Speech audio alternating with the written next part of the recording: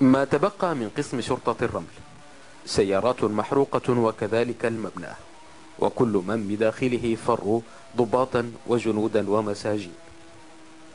حي السيوف بمدينة الإسكندرية فيه لا تبعد المسافة كثيرا عن مركز الشرطة ومنزل أميرة.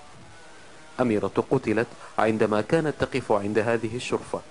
رصاصة في القلب أردتها على الفور.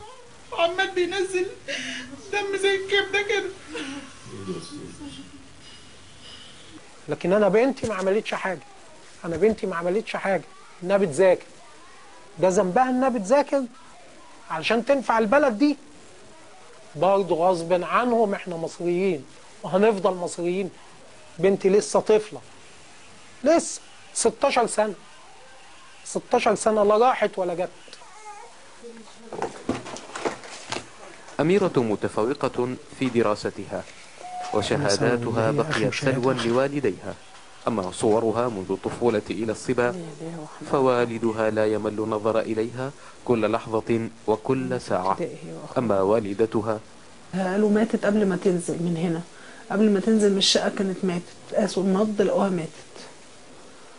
بس هعمل ايه؟ هعمل ايه؟ حسبي الله ونعم الوكيل، حسبي الله ونعم الوكيل. انا تعبت من العياط، انا مش عايزه اعيط عشان هو تعبان من امبارح بالقلب، بقاله كام يوم قلبه تعبان. انا مش عايزه اثر عليه اكتر من كده، كفايه كده، كفايه كده.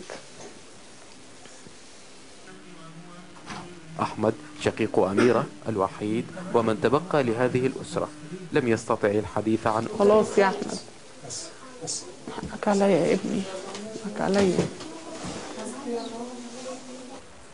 لكن لا بد للحياة أن تستمر، وأميرة تبتسم وهي ميتة، ووالداها يصران على الأخذ بحقها، فهي ماتت من دون ثمن أو ثمنا للحرية، والفاعل مجهول.